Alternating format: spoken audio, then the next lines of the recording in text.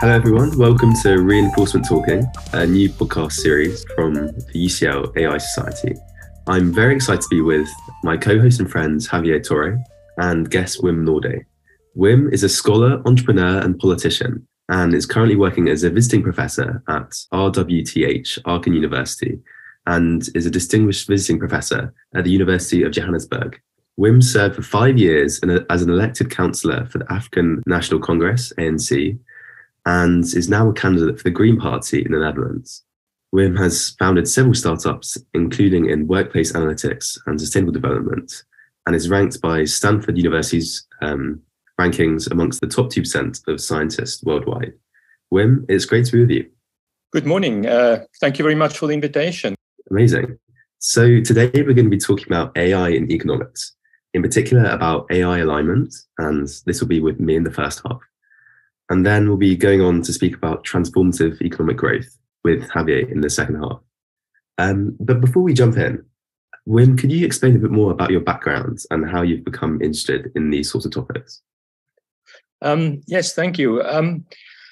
Well, I grew up in South Africa, and I worked early in my career. I was really interested in topics of economic development, political liberation, and what that means for economic growth and for economic development. And as an economist, I studied the fundamental challenges that are faced by countries and people in this development trajectory, and asked the question, what leads to economic development? And of course, one of the answers is that it's technology. It's our innovation capability as human species that allows us to transcend boundaries, to overcome difficulties, and to enable a better life for all. Now, of course, this technology has to function also within institutions that we create rules, regulations. We need to still solve conflicts about distribution of resources, etc. So it's not a simple answer, but my interest was really piqued by the role of technology in human development, because clearly over the last 200-300 years, technology enabled us to do an incredible amount, to achieve quite a lot. We are the richest generation ever to walk this planet with incredible capability. The question is this technology is it not only a good thing for us, as it's not only uplifted human species, but it is also posed some existential risks. So we obviously have the challenges relating to climate change and whether we can sustain our environmental footprint. Our impact on resource use on this planet is a very relevant question. But there's also the question regarding artificial intelligence, that maybe the technology that we create will in the end turn on us. So we can either wipe ourselves out through destroying the planet, or by destroying ourselves through the artificial intelligence. So these are the two kind of like existential risks that are very much currently in vogue, getting a lot of concern. And in my paper that we're going to talk about today, I also talk about the bigger picture, in terms of the Fermi paradox. We don't see other civilizations like ourselves in the universe, and it has been proposed that technology may be, kind of like a mechanism which leads all societies at some point to become intelligent enough they self-destruct. So I grew up being intrigued by these type of questions, and I followed. I studied in the United Kingdom in the University of Warwick economics, specifically mathematical modeling.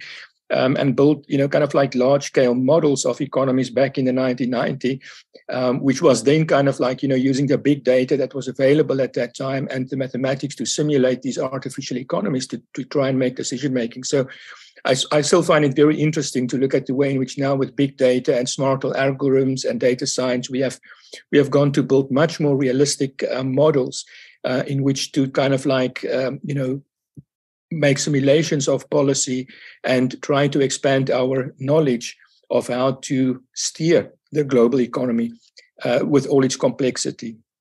Yeah, I'm very looking forward to getting into all of these topics, and hopefully we'll have time to speak about all of them. So starting off, what is this term, the alignment problem? It's a word that I think is gaining more and more traction at the moment. So what do you understand by this phrase, and why is this a problem that we should be putting our attention to? So if we are developing really very smart artificial intelligence systems, which the objective of computer scientists and other people working in the artificial intelligence area, their objective is to design autonomous intelligent agents. This is to say, we've got intelligent agents that can make decisions on their own. Now, of course, the question is, how can we make sure that in making these decisions, these autonomous intelligent agents will do what we want them to do? So this is basically what the alignment problem is. How do we get smart, intelligent AI systems that are autonomous to do what we want them to do? This is the basic nature of the alignment problem. We can also move the alignment problem, refine it a little bit and say, well, we want these autonomous intelligent systems to do things that are aligned with values of humans, which then begs the question, what are these values and whose values? So I generally tend to prefer to look at the alignment problem as the problem of getting AI to do what we want it to do. So, for instance, some companies may want AI to help them sell products, and they would like to know that AI is aligned with that. Some governments may want AI to help them improve social assistance and maybe the targeting of welfare payments. So they want to align the AI with that objectives. Credit card companies may want to have AI to find possible fraudulent transactions. So they want to make sure AI can do what it is supposed to be doing. So that's the one point. If we then look at the values of humans, then often it's been said that in pursuing these kind of like goals, if we get AI to do what we want it to do, we also should try to avoid any negative unintended consequences or negative externalities. And these are typically not problems that are unique to artificial intelligence. We have seen with all technologies in the past that there are always unintended side effects and externalities. So we can take electricity as an example. In the first few decades, in the end of the 19th century, when electricity became available in houses, many people were electrocuted.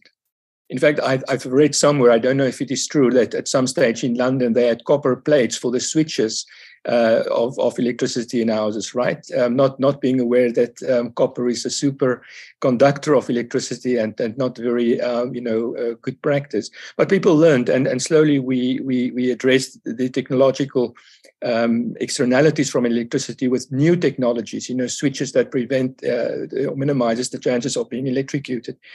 We've seen the same with automobiles. The number of people who died in road accidents as a proportion of cars on the roads fell dramatically since the first cars went onto the road. And so we have the same type of unintended consequences with artificial intelligence.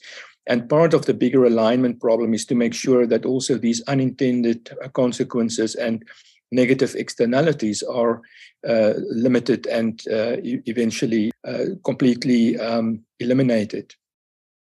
Some people think that the externalities from the alignment problem go beyond the risk from people being electrocuted or there being accidents on the road, and that this could be an existential problem. What are the main arguments for this being an existential risk? Yes, that's a good question. Of course, that is. So when we deal with electricity, we may see that electricity doesn't have its own type of objectives. It doesn't have its own intentions and goals that it wants to pursue. So we just have to make sure that we handle electricity in the appropriate way. With an intelligence, a super intelligence or an artificial intelligence that's autonomous, that can learn by itself. So the modern approach to artificial intelligence, machine learning, deep learning, allows agents to learn. And if they are smart enough, they will eventually recursively self-improve. And that means they can become as intelligent as humans, at least philosophically or in theory. And they can even very quickly become even more intelligent than humans. Now, there are two kind of like threads in this. One is that once you find a recursively self-improving AI, it may just become so intelligent so quickly that we cannot do anything about it in time. So there's not going to be any fire alarms to say that there's going to be this very intelligent system that's going to come into existence. And secondly, if we cannot align its goals, if its goals is diverging from what humans want, so it doesn't do what we want it to do, and we cannot get it to do what we want it to do, then it may either deliberately or unintentionally, or as a side effect, cause humanity great harm. And it can come by various ways. It can just be that there's the kind of like science fiction horror scenario of an evil AI, which perhaps sees human beings as a threat to its own existence. In other words, maybe we don't like it, maybe we'd like to pull the plug on it, and so preemptively it decides to eliminate humans as far as possible. It may also be that it's completely unintentional. So we've got all these discussions about the sub-goals or the instrumental goals that AI might follow. So for instance, if AI learns that humans like strawberries, that's the example that's been given, it may just decide to use all of the arable land on the planet to plant strawberries so that we can get as maximum amount of strawberries as possible, right? So that's kind of like a caricature of what may happen. But, the general, also we have the paperclip maximizer case and the King Midas examples of AIs that, because they have an ultimate goal, human happiness, and they see that something specifically gold or strawberries or paperclips make people happy. They use everything they can to provide that, and in the process create quite a lot of havoc. But it can also be quite kind of like beneficial. So, so if you think about Huxley's novel Brave New World, all the humans are kind of like very docile, and they are chemically in a state of bliss, and they are completely useless and no threat to the authorities, because they're essentially what's known as being wire-headed. And it can just be that AI have such a clever AI or super intelligence does know which buttons to press and how to create through the human brain these states of bliss and permanent, dopamine rushes that we are on, that we literally become, just hooked to ICT systems that directly provides us with all this bliss in our brain, and we don't need to do anything else. So we basically become, as I put in my paper, become wire-headed to kind of doddering Neanderthals has been one way that one author has put it. So these are all kinds of ways in which an artificial intelligence could wreak havoc. There's also a related problem to the alignment problem, which is called a kind of like a political problem, which is, say, for instance, there is the super intelligent artificial intelligence, but it's somehow steered to only maximize the advantage of certain people. So say, for instance, one country or one group or one company manages to get such an AI created, and that AI is maximizing only the benefits of those people. So it can create huge amounts of inequality in the world, and it could enslave part of humanity, at least in theory. So this is also a type of unintended consequence, or a bad use of AI for political reasons. And we already see, even our simple narrow AI that we have at the moment can create quite a lot of havoc if it's put into autonomous lethal weapons and other kinds of, weaponized systems. So maybe that is a potential threat. So this is why there is the concern that it may create an existential risk. Yeah, that makes a lot of sense. And I think will be very useful for listeners who hear this problem and don't instantly assume that it could have such massive ramifications. So turning back to the alignment problem, there's at least two threads here. I think the way you put it in your paper is there's what decision theory we want an AI to follow, what ethic, if you like, what ethic we want to encode. And then there's the technical problem of ensuring that the AI actually follows this. Yep. So what do you think economics can contribute to either of those problems? Yes.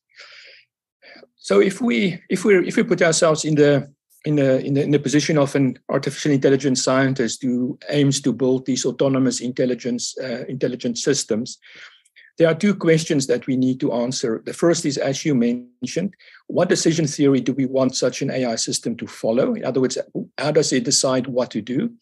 And secondly, the second question is, how can we implement it, such a decision system once we have such a decision system? Now, economics can provide, is already providing guidelines and inputs into that first question: what decision theory do we want an AI to follow? With the second question, how do we implement that decision? Economics, in my view, do not yet provide sufficient answers. So far, economics have been focusing, rather strongly on the labor market implications of AI. In other words, on automation, and this has been stimulated by potential concerns that artificial intelligence would lead to high unemployment. So the bulk of work in economics has been trying to address these labor market implications. But what economists have done is they've neglected two aspects. They've neglected, precisely this alignment problem that we have talked about so far. Economists have not weighed in significantly on the alignment problem. And secondly, what we'll talk about later, they've also not weighed in, very significantly on issues of the singularity and the existential risk of AI. But they can make a bigger contribution to the alignment problem. Because the fundamental basis of decision theory that are being used by AI scientists is something that comes from economics to a certain degree. So you could say that that economics provides the core of decision theory that are being used by AI scientists. So that's my call, is that economists engage much more with scientists in AI to elaborate and improve their specification of decision theory. Now, coming back to the question, what decision theory do we want an AI to follow? Well, of course, we want that to be a rational one. We don't want to start off and say we want an irrational AI autonomous agents out there in the world. We want them to be rational. And this concept of rationality is actually economics' main export to the other social sciences and other sciences. This is actually what Herbert Simon specifically, was also pointing to, and this is also known as the Homo economicus, the rational economic person who takes rational decisions. Now, how does one take rational decisions, and how is this modeled in economics? Well, the scientist John von Neumann, also famous for computer science and contributing to nuclear physics, etc., and Oscar Morgenstern in 1944, they set out expected utility theory as a foundation of neoclassical economics in their book which basically also introduced game theoretic analysis. And in the 1950s, this was generalized by Jimmy Savage in a very influential book on decision theory. And essentially what von Neumann and Morgenstern and Savage did was they proposed that people would maximize expected utility from a particular, when they have to make a certain decision. And this expected utility basically says that people have utility functions.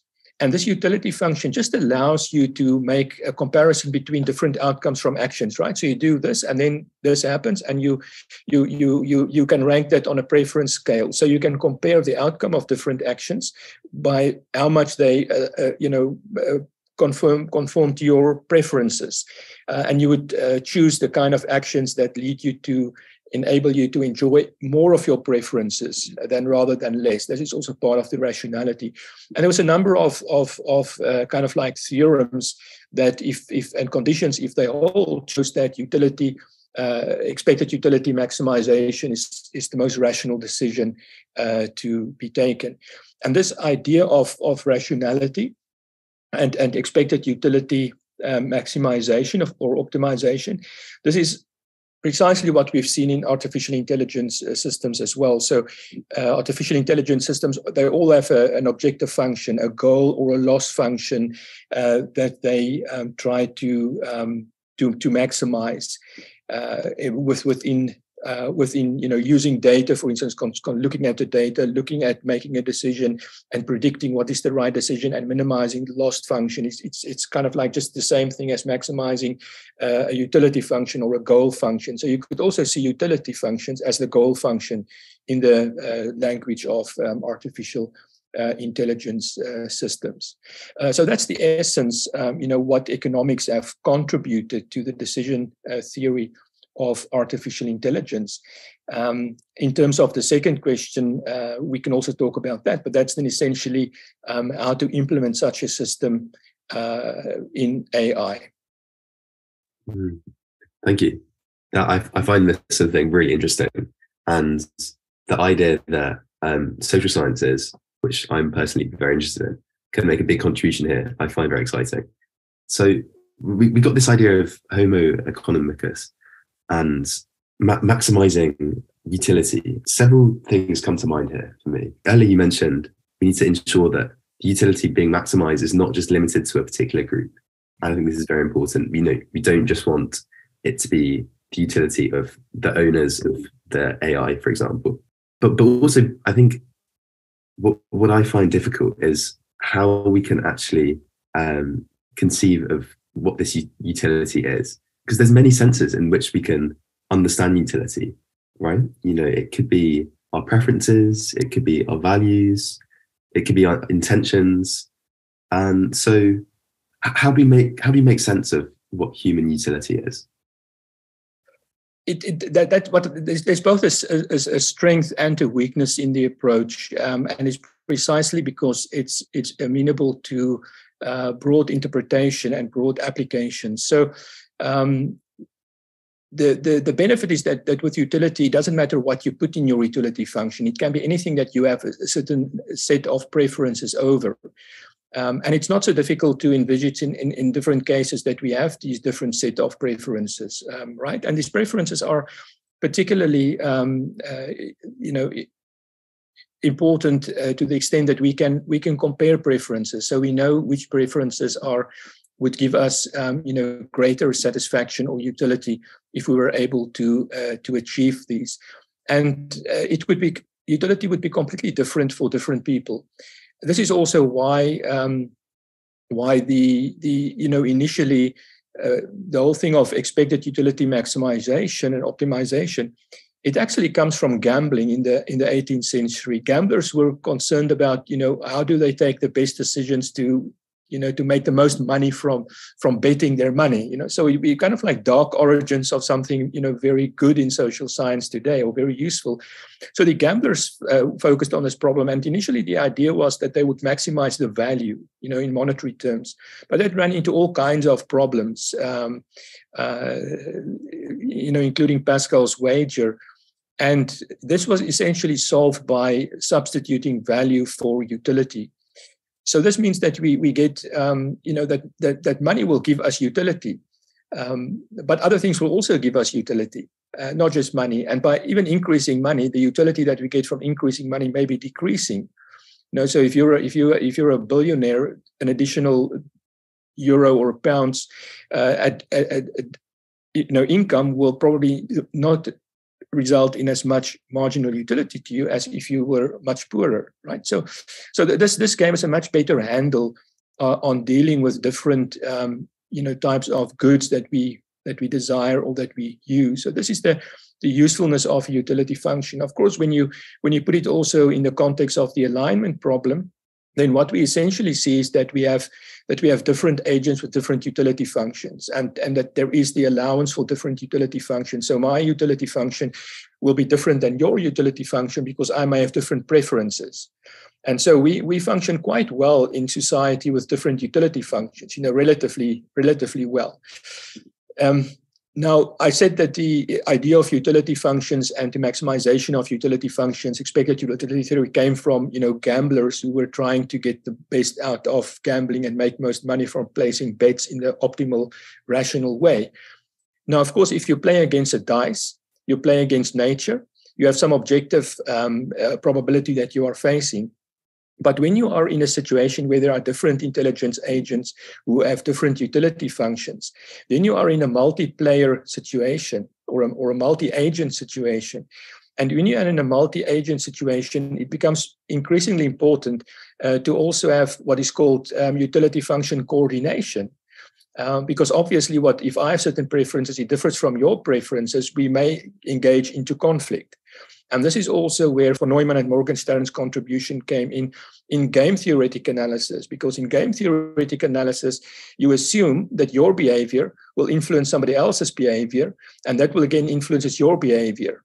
So we are in the strategic interaction, and this has broadened decision-making theory significantly, also to come to the important insight, which is also relevant for AI today, is that if each and every one of us individually attempts to maximize our own utility, this is not to say or to guarantee that society as a whole, on the aggregate, will maximize its social utility or achieve the best outcome. Because of the negative externalities, for instance, in each individual agent's type of calculation. So a classic example of where individual maximization or optimization of utility give rise to a suboptimal outcome on the broad aggregate level is of the prisoner's dilemma. If each of the prisoners do what's best in their interest, that will not necessarily be the best outcome for all. And to a large extent, we can also see a lot of the discussions today in terms of our capitalistic system and with climate change as individual maximization, which runs up into social suboptimal outcomes.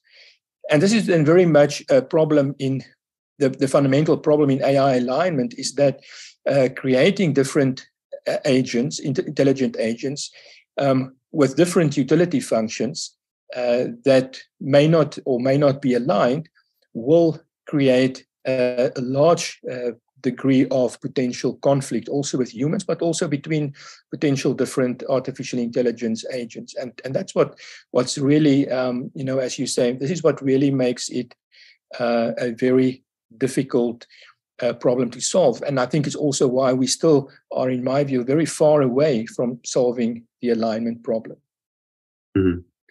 So, as you say, given people's preferences are very different from each other, you say this is a big strength actually of incorporating utility into the alignment problem. But because people's preferences are very different, they're not always going to cohere with each other. So some people's preferences might have to be weighed off against other people's. One response to this might be to say that AI shouldn't be doing the sort of moral calculation of people's preferences against other people's, especially if human rights come into play. Yes, indeed. I think to highlight what you are saying and the importance of a rights-based approach is to take just one step back and make a distinction between narrow AI and artificial general intelligence. So with narrow AI, this is the AI that we currently have in the world. Although it's very impressive, what we already do with AI, it's not intelligent. It's just basically a prediction and great recommender systems that we have, right? So ChatGPT is nothing but a big recommender system, which Noam Chomsky has recently called a huge plagiarism machine. And we have to contrast that with artificial general intelligence, would be like a super intelligent system that are as intelligent as humans, that can also function in general circumstances, not narrow specific tasks. So with current AI, we have general machine learning tools, and these tools are to predict something or to find needles in a haystack, do pattern recognition. And prediction and pattern recognition is basically all that modern AI, narrow AI is doing, but it needs a human to apply these machine learning techniques of pattern recognition and prediction to a particular domain.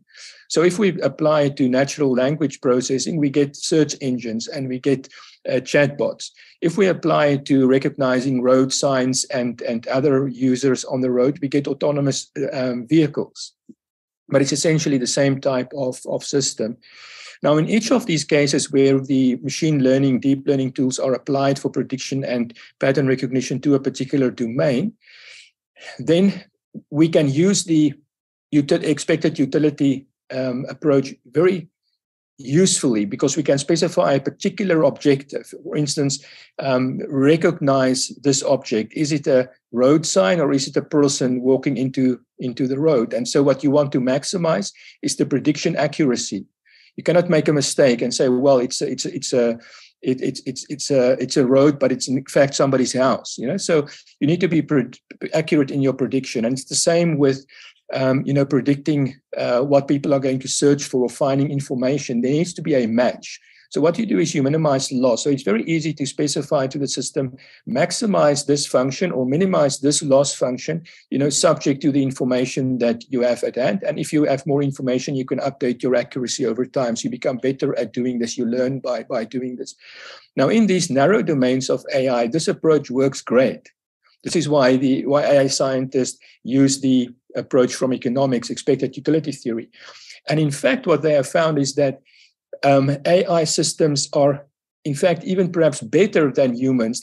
Humans have still certain problems. We still tend sometimes to be irrational, and we have also bounded rationality in the sense that our computational powers of our brain is finite.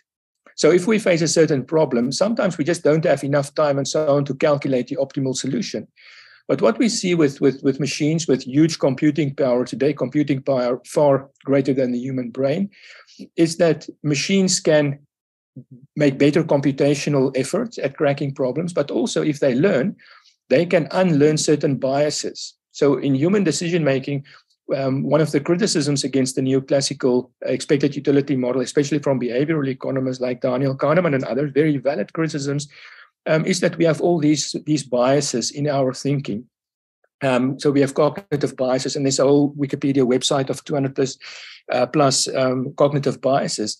But potentially AI systems can find these biases in their own thinking, and they can get out of these biases. For humans, it's very difficult to unlearn our biases. Our brains are perhaps not so fluid in that respect. So potentially we have Homo economicus much more being reflected in the world of AI. So if we apply it to these small type of domains, it can work very well.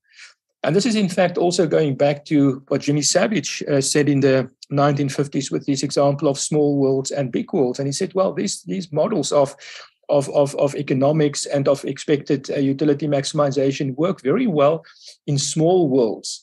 Where you have everything under control. You have laboratory conditions, you can update your probabilities, and you can optimize very easily.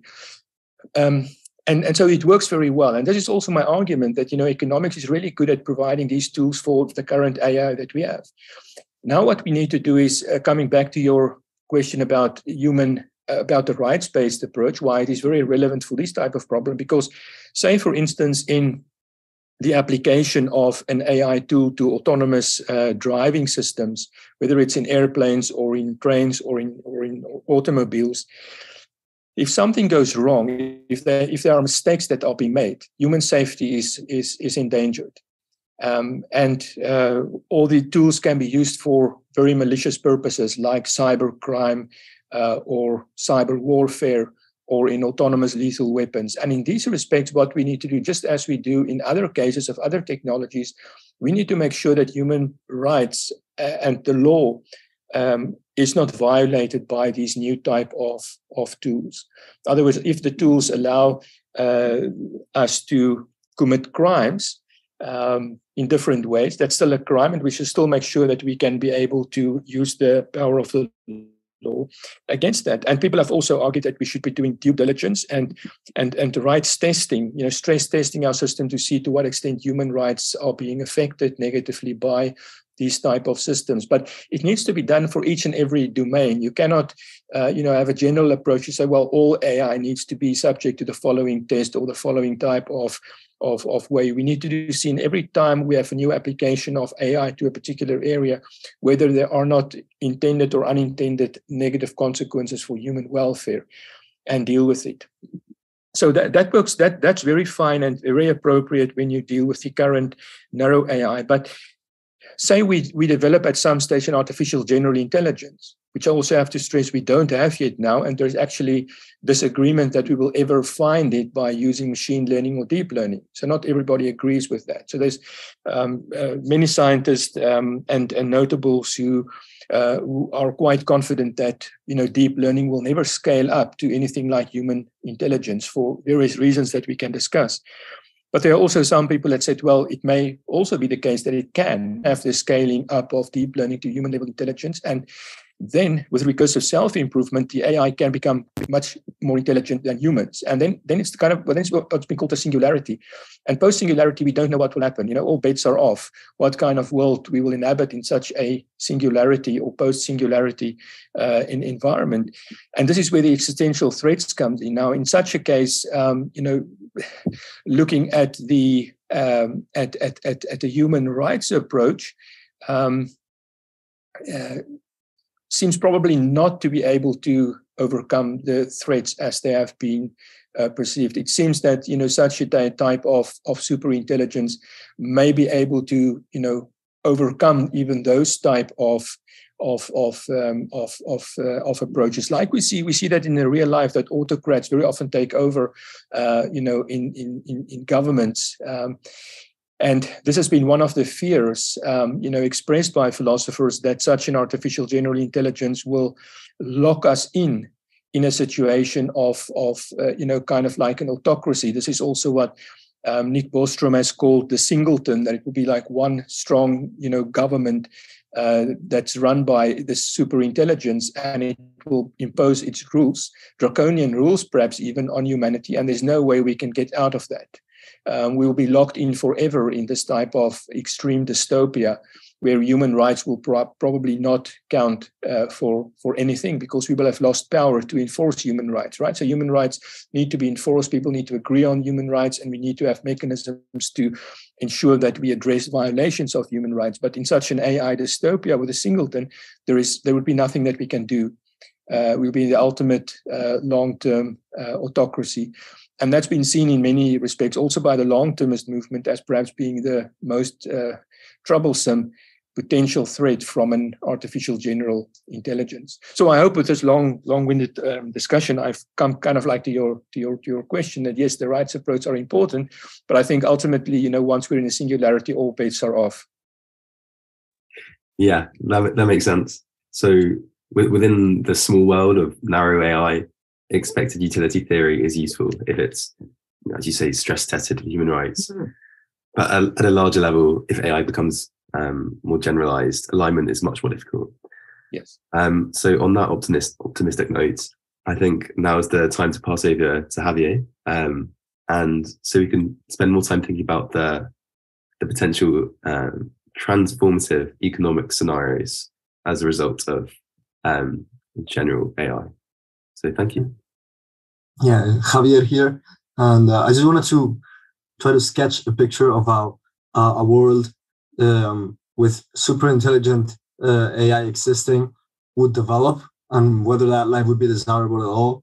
And so the first thing that would come to mind to me is that you argued that the time it would take for narrow AI to grow into a super intelligence once it has reached the threshold of self-improvement is very short.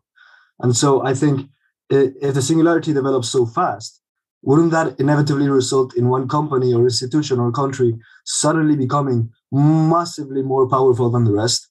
And so how would countries react to this, and what would that imply for the political climate?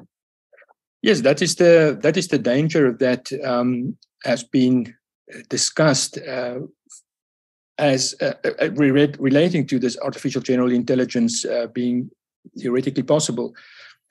Personally, I am a little bit skeptic that it will develop so quickly. So there has been a very interesting debate in the AI circles, which is known as the FOOM debate.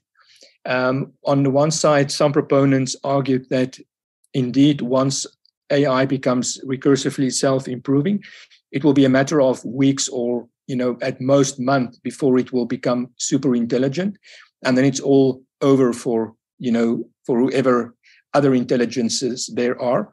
because there will be a winner-takes-all effect, right? So if you're the first company or the first AI that's there, you can dominate all other intelligences, and you can then prevent them from actually developing further.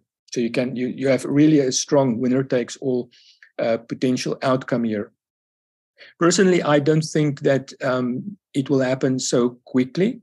I think even if there are companies and governments that are investing in AI, the type of investments that you need is very large. We know how much Google and Amazon and Facebook spend on AI. It's billions, and it takes a lot of complementary investments. And these are not really something that you can keep completely secret. So I don't think you'll find an AGI easily being developed in somebody's garage and then suddenly just taking over the world. It's something that goes by intermediate steps, and these different steps allows us to check it, to see where we are going, and to be able to take some action. So I'm personally not completely convinced that we will have no fire alarm and that suddenly we would see artificial general intelligence being imposed on us.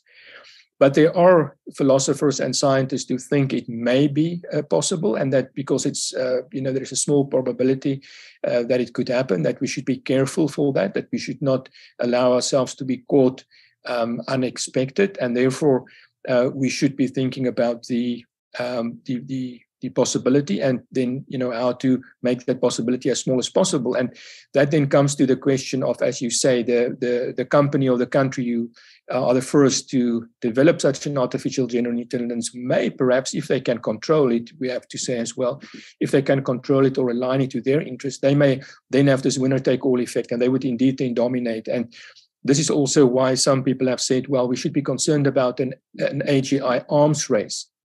That we have a couple of companies or countries that are now in this arms race to try to develop the first AGI, because that will give them supremacy. They will have the supreme weapon system and the supreme economic system, etc., to dominate the world. And that we should be aware that there may be these incentives, even though it may not be realistic to think that we currently do have the capabilities to lead to that. But certainly if winner takes all is the outcome, then that may provide a huge incentive for companies and governments to try and invent such a system. And at least once you have an arms race, it's kind of like almost a race to the bottom in a certain extent, because then everybody says, well, we need to do it because somebody else is doing it.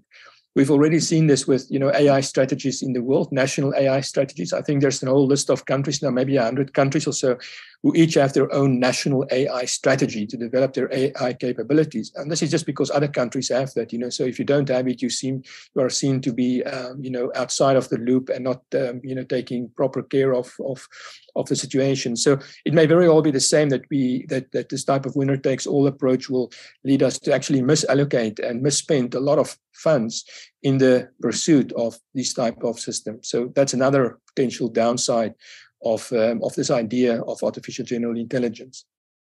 Clearly, we need to be very careful about this. And next, I want to talk about growth. I saw in your paper a very interesting concept, or rather problem, that I hadn't thought about before, and that AI potentially could solve, and that's the empty planet result. And so, can you tell our listeners, what do you think about that? Yeah, so let's just tell what's the empty planet result. So for a long time, until very recently, people had tended to think about overpopulation as the problem facing the world. Too many people on one small planet. We're, destroying the environment. We're using all the resources, and eventually, also in 1798, the Reverend Malthus predicted that this population growth would be unsustainable and lead to huge amounts of people dying. Paul Ehrlich also in the 1960s published a book, The Population Bomb, predicting famines and huge numbers of people starving to death.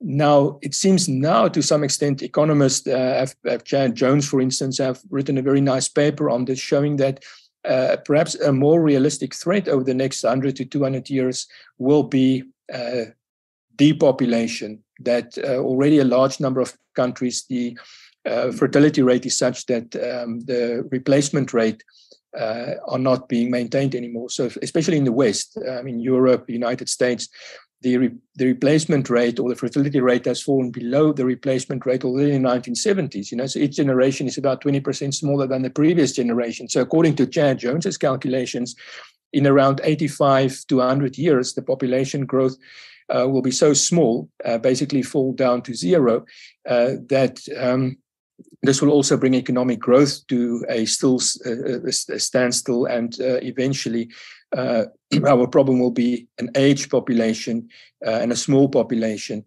that are less innovative, because the important thing about people are ideas. So in the typical endogenous growth models in economics, which Paul Romer got the Nobel Prize for in the 1990s, the key driver of economic growth is ideas. And ideas also come from people, from population, because ideas are combinatorial in nature. And with more people, you've got more ideas and more combinations. And this has been a very strong, way of driving technological innovation and growth. This is also what Esther Boserup in the 1960s found in her work that she did in the Sahel area in Africa, that population pressure actually pushed economic development through triggering technological development. So the idea then is that with population falling, there will be less ideas and less innovation going around.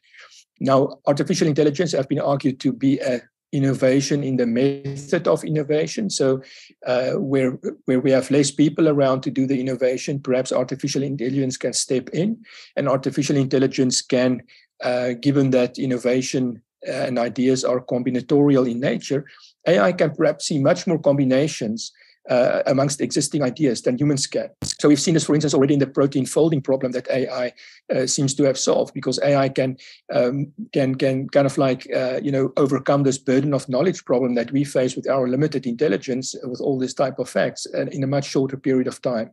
So we expect more discoveries to be made by AI, putting different combinations of ideas together. It's also we've also seen this already coming through in doing literature surveys. So if you're in any scientific discipline today, there are more articles published every year than any human can read in a lifetime. So how do we do? How do we extract useful ideas from that? Well, artificial intelligence, being strong at pattern recognition and prediction, may be able to help us to discover new ideas from our existing ideas, and so speed up innovation just at the time when we may be needing it the most. Yeah, that's really interesting, because the ability of AI to synthesize different ideas and to innovate in such a powerful way, exclusive to it, begs the question that in the end, it might be the best tool to regulate the economy as a whole. And so that raises an interest. Will a single all-knowing singleton or artificial superintelligent regulator control inevitably all economic activity in the future? Yes, that's a possibility. I mean, if we move to the singularity and we do have a super intelligence, I think ultimately it would be able to run and coordinate economy on the scale of the world. Look, if we look at the reason why do we have different companies in the world today, it comes back to Ronald Coase's arguments around transaction costs, saying that instead of us having to have all the individual transactions on a market every day, a company, an organization save in terms of transaction cost by internalizing a lot of market transactions in a more efficient way within the boundaries of the firm. But the boundaries of the firm are limited by humans' capabilities and intellectual and computational abilities to run firms of a certain size. So all firms, if they're successfully run, they've got good management capabilities of their leaders, they grow in size. But if ultimately, when firms become too big, they also start to suffer from bureaucratic problems, as we all know, dealing with huge bureaucratic firms with slow procedures. They're not so innovative anymore, because it's fundamentally a computational problem. But if we don't have computational problems, if AI is really very smart, they will be able to run and manage companies that are magnitude larger than companies that can be run by humans, right? So the coordination problems, which is essentially information problems, may be able, at least in theory, in such a world, be able to be done by one big singleton or one big company which coordinates everything. See, I find that kind of scary, and for me, it raises two concerns that I have with the possible event where AI controls all economic activity. And the first one relates to humans becoming redundant. And so there's a theory in psychology called the self-determination theory that says that competence is one of the basic human needs. And this involves feeling a sense of mastery over one's environment and confidence in one's own capabilities, and is usually achieved through professional work. Now, my concern is if humans were idle in society because all economic activity and produce were undertaken by a superintelligence, could they remain sane? And then my second concern is the recent literature in economics, such as, for example, from Raworth, suggests that economic growth should no longer be the desired goal given the sustainability problems we face today. And so if a super intelligent AI tends to maximize the output and the growth of an economy through super efficient organization, would that even be the desirable objective in the first place? Okay, so there's two issues here. One is human happiness in a potential age of abundance and infinite leisure. And the second is the desirability of growth, and whether perhaps, given planetary boundaries, shouldn't we be focusing rather on degrowth? So these are two, important questions that are being asked today more and more. So let's deal with the first one in terms of human happiness. Yes, certainly, what gives meaning to one's life is not necessarily having infinite leisure. I think that we should be cognizant of the fact that there may be a mismatch between humans, how humans evolved, and being very quickly, in a situation where we have, say, AI taking care of all our needs, and we are, in complete leisure. These things may happen too quickly. Technological evolution is much faster than biological evolution. And so you find this mismatch that our brains and our senses were developed for an environment that were brutish, nasty, and short. We faced huge challenges in our evolutionary past. And our brains were perhaps wired in such a way that we find perhaps ultimate meaning by tackling difficult things, by facing up to challenges. And that if we are in a situation where we have all our problems solved, that may in fact create crisis of meaning. And many people already argue that we are already facing, in rich countries in the West, we are already facing a kind of like a crisis of meaning. So I think that is something really to take into account. But of course, then there's also the speculation that if we are in that situation, then perhaps such an AI could create, simulated world for us. In that simulated world, we could really face all the real challenges that one needs to do. And who knows, maybe as some have suggested, we may ourselves just be living in a simulation.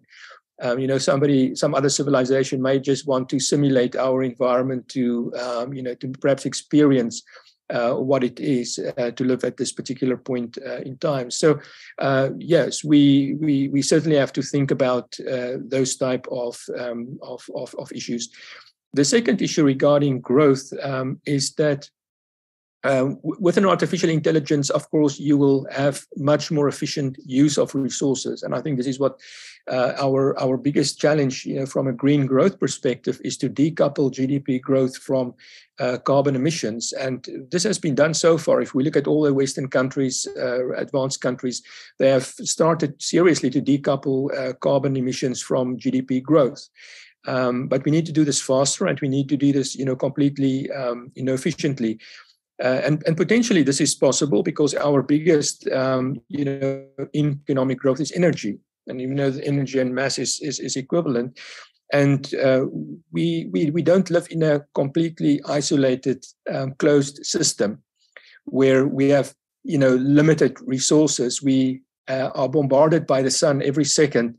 with huge amounts of energy, and we don't harness even 1% or less than 1% of all the energy that reaches the Earth. And this is not even all the energy that comes from the sun, right? So we need the technology to be able to harness the energy that we have already, and that will give us infinite amounts or almost infinite amounts of energy to be able to move into an AI type of world, which will probably be more digital, right? So if you read the fantastic book called M by Robin Hanson, there he discusses the potential that if you have a purely digital economy with digital agents and digital beings, digital people, you could have an economy that could double in size every 2 weeks. You know, at the moment, the economy in the world doubles around every 35 years at 2% rate of growth. So just imagine an economy doubling in size every 2 weeks. Largely, it will be decoupled from physical resources because it could be an economy that's largely digital and would need perhaps only the energy to and the physical infrastructure investments to a large degree. So it could be that in future the economy is so much different, you know, just as different as the industrial age was from the agricultural age, and the agricultural age was different from the forager age, that, you know, this kind of mode of growth will be so completely different than that could feasibly and sustainably grow much faster than we had ever grown before, you know, even in the past. So people are saying, look, we should be growing not more than 0.5% GDP per year. Maybe they are missing out on the fact that we could, you know, in the future grow by factors that are 10 times that amount quite sustainably. So that's the one thing about the tech. And I'm talking here really about, you know, a little bit of scientific scenarios as well for the sake of you know, thought experimenting it. But there's also another reason why, you know, I talk in my paper about the you know, we need to think about, you know, the optimum growth, is that if, for instance, we live in a universe where there are also extraterrestrial intelligences in the world, these intelligences are likely to be AI, and they are probably going to pose an existential threat to our civilization on Earth. So it is, you know, probably good for us to see if we can develop our own AI before we encounter a foreign AI to be able to defend us better, but also that we have enough resources to be able to expand into the galaxy for the, you know, future development of humans.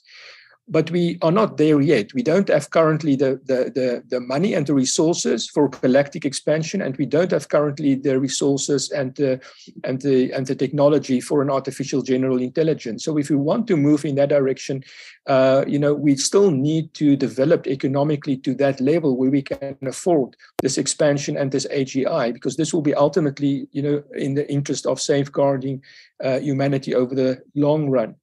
You know, so somebody has said, you know, this would be, you know, that we are inhibiting ourselves and maybe missing the ultimate existential threat, maybe coming from outside of the galaxy or outside of our solar system over the really long run.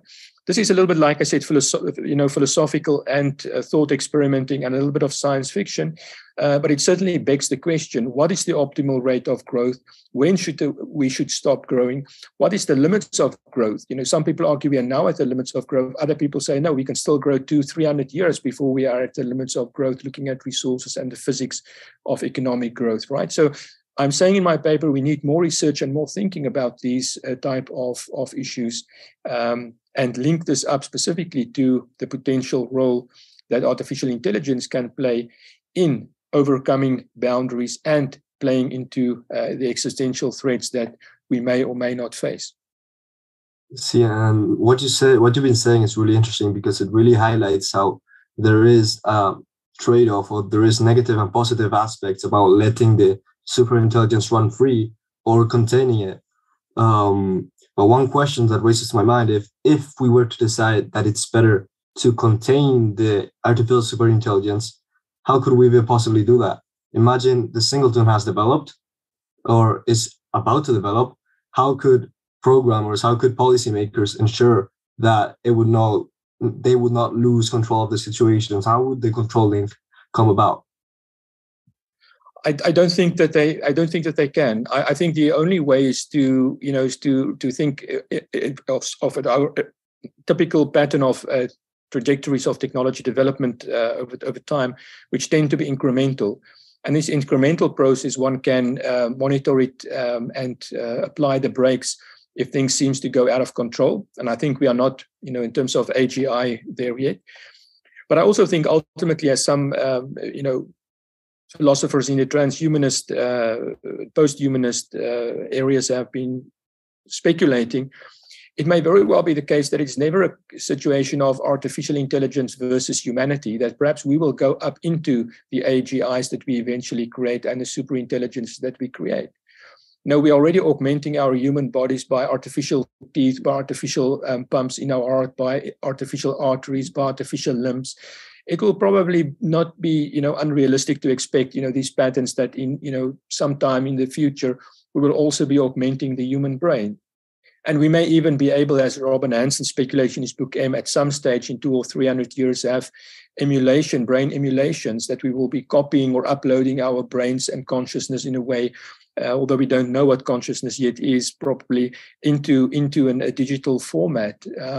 So it may very well be the case that the next phase of evolution of humans would be that we become part of our technology, as we already are, but more fully, and that we become part of the AGI. So it's not that there is the AGI and there are humans, that, this will be us in the future. That's one scenario, at least.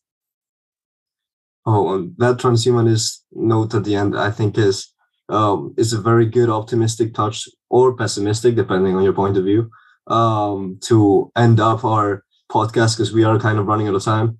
But we've talked about the asymmetries that can lead in power from the rise in artificial intelligence, the economic problems that humans face in innovation and depopulation, and how AI can solve it. And then lastly, if it is desirable at all for artificial intelligence to overtake us, and how would that transition come about? Wim, it's been a pleasure for you to talk with us today. And tell us, where can we find some more of your research, and where can we find more about your work? Yes, thank you. It was nice talking to you as well. It's nice to speculate about these future scenarios, because as Ursula Le Guin said, the future is a sterile space where we can experiment and we can draw some lessons, and we can take from these thought experiments perhaps some pointers to where we should try to improve, our society and our reality as it is now. So I've been trying to do this, and I've been writing a couple of papers on the issues of technology and AI. Most of what we've talked about today, if people are interested to read about it, they can read about it in a paper that's been published at the end of last year. It's available on the Institute for the Study of Labor, their website. It's called ITSA, IZA. So if you Google ITSA or IZA, you will find the paper is freely downloadable. People can also go to my personal website, wimnaude.com, where I also have links to various papers that I've written on AI in the last 2 or 3 years.